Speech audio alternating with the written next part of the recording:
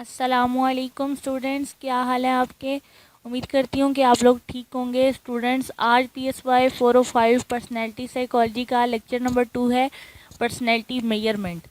आज हमने personality measurement पे बात करनी है कि वो कौन कौन से एलिमेंट्स हैं जिनको हम स्टडी करके या उनको मद्देनज़र रख के हम किसी भी पर्सन की पर्सनैलिटी को मेजर कर सकते हैं, एवेलुएट कर सकते हैं या एनालाइज कर सकते हैं। Personality measurement and assessment procedure are useful in understanding the person.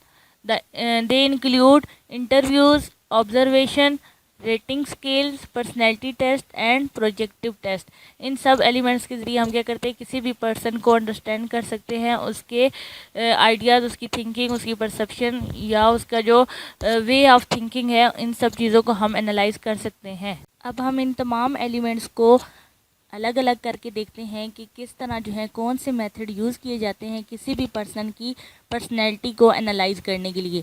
सबसे पहले हमारे पास जो है वो है interview. The interview is the most commonly use procedure in psychological assessment. Interviews provide an opportunity to ask people for their own descriptions of their problems.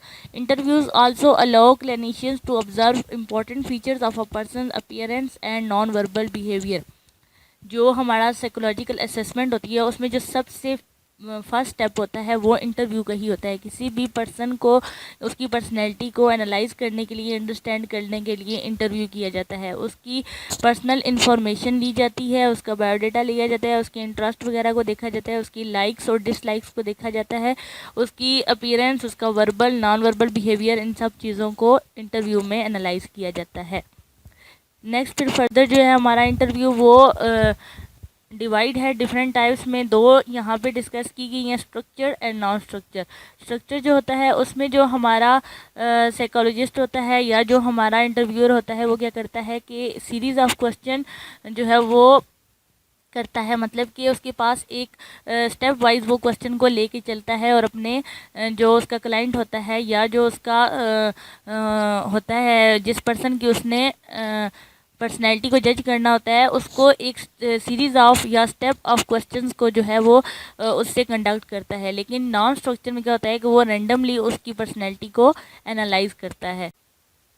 Next है हमारे पास observational procedures. Observational skill play an important part in most assessment procedures. Sometimes the things that we observe confirm the person's self-report, and other times the person's overt behavior appears to be at odds with what he or she says. Observational procedure may be either informal or formal. Informal observation are primarily qualitative. The clinicians observe the person behavior and the environment in which it occurs without attempting to record the frequency or intensity of specific responses.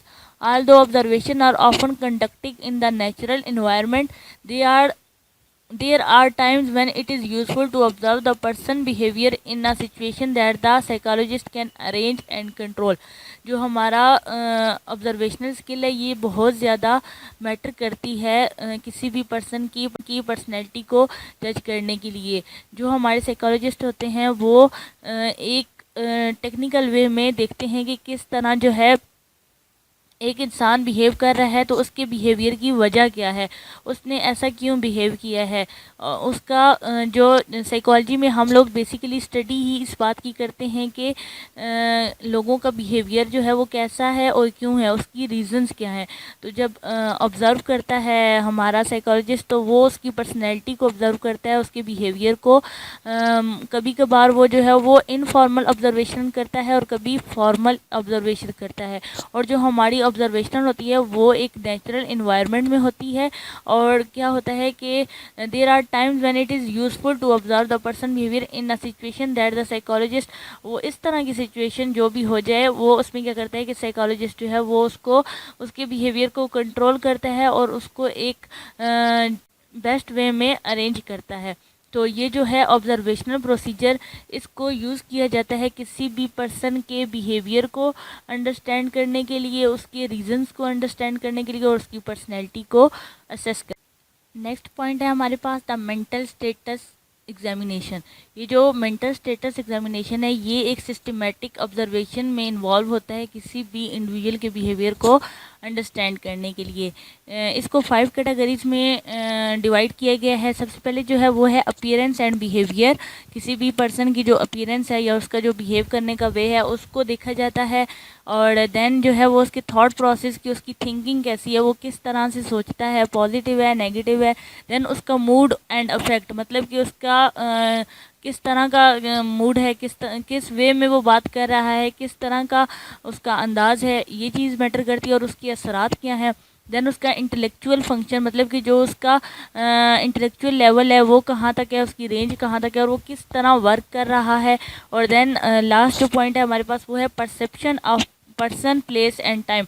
उसकी जो perception है उस individual की वो क्या है।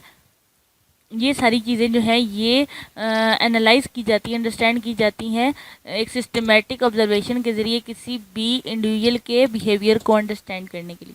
Next हमारे पास है rating scale. A rating scale is a procedure in which the observer is asked to make judgment that place the person somewhere along a dimension.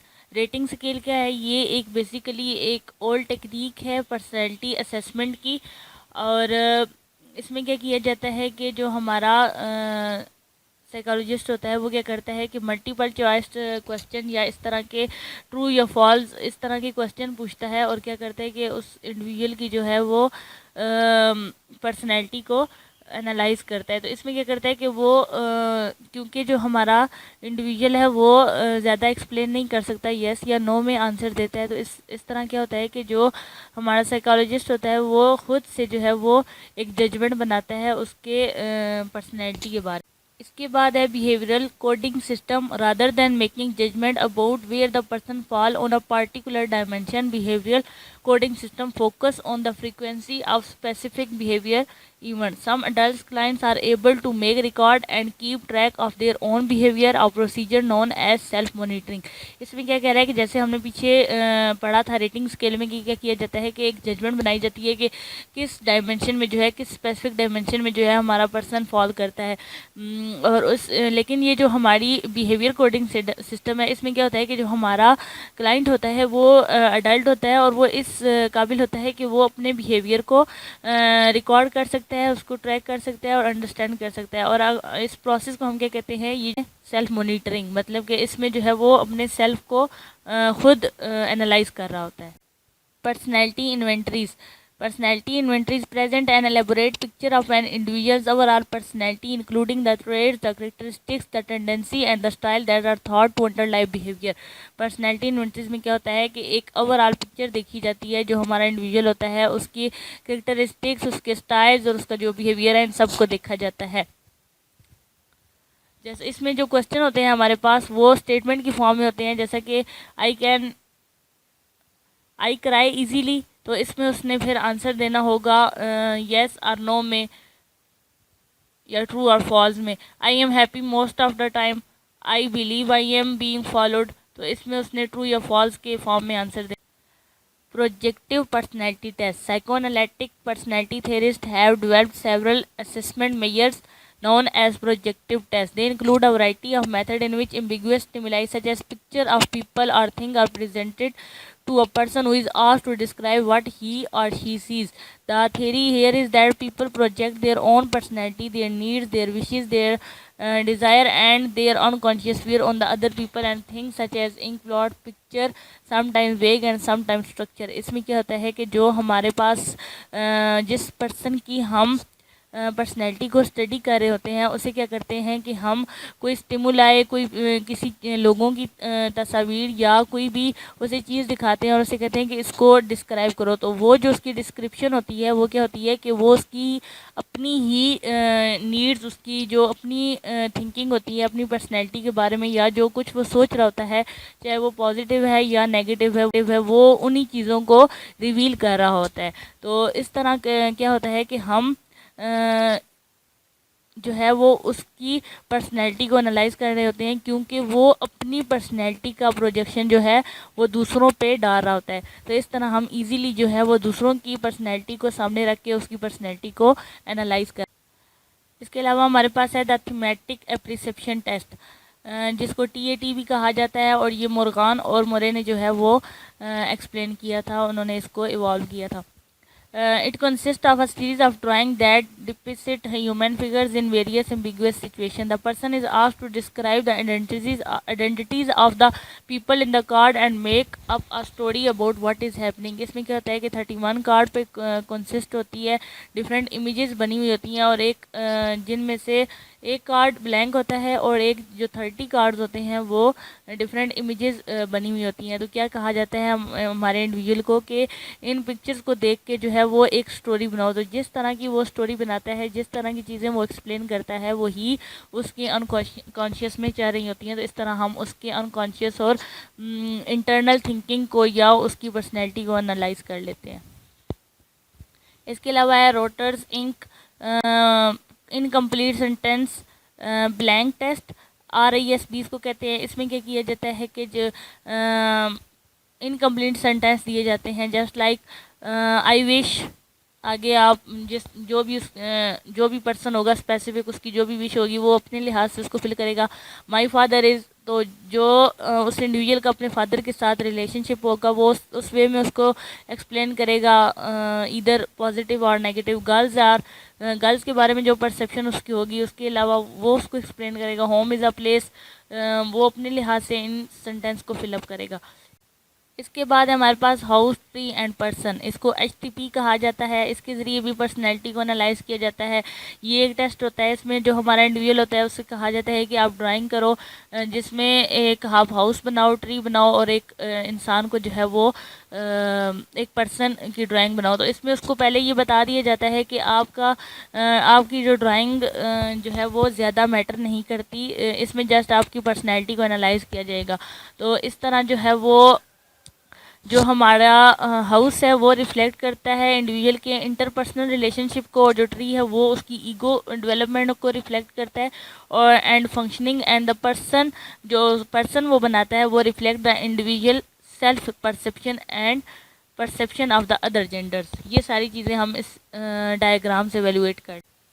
अब हम एडवांटेजेस देख लेते हैं प्रोजेक्टिव टेस्ट के। Some people may feel more comfortable talking in an unstructured situation than they would if they are required to participate in a structured interview or to complete the lengthy MMPI. Projective test can provide an interesting source of information regarding the person's unique view of world, and they can be useful supplement to information obtained with other assessment tools. ये जो projective test है ये इसमें ये होता है कि जो हमारा क्लाइंट होता है वो अगर अपनी बारे में एक डिस्क्रिप्टिव इंफॉर्मेशन नहीं दे सकता, तो उसके लिए ये एक इजी वे होता है कि वो अपनी थिंकिंग को या अपने जो उसके जो इमोशंस हैं या जो उसकी अपनी पर्सनैलिटी जो भी है, अपना अनकॉन्शियस, उन सब चीज़ों को वो किसी और पर्सन के थ्रू जो है वो एक्सप्लेन कर दे। सो गाइज़, ये था हमारा आज का लेक्चर नंबर 2 पर्सनैलिटी साइकोलॉजी का। मज़ीद ऐसे लेक्चर्स और ऐसी वीडियोस देखने के लिए हमारे चैनल को सब्सक्राइब करें, लाइक करें और अपना फीडबैक ज़रूर दें। मिलते हैं नेक्स्ट वीडियो में, तब तक के लिए अल्लाह हाफिज़।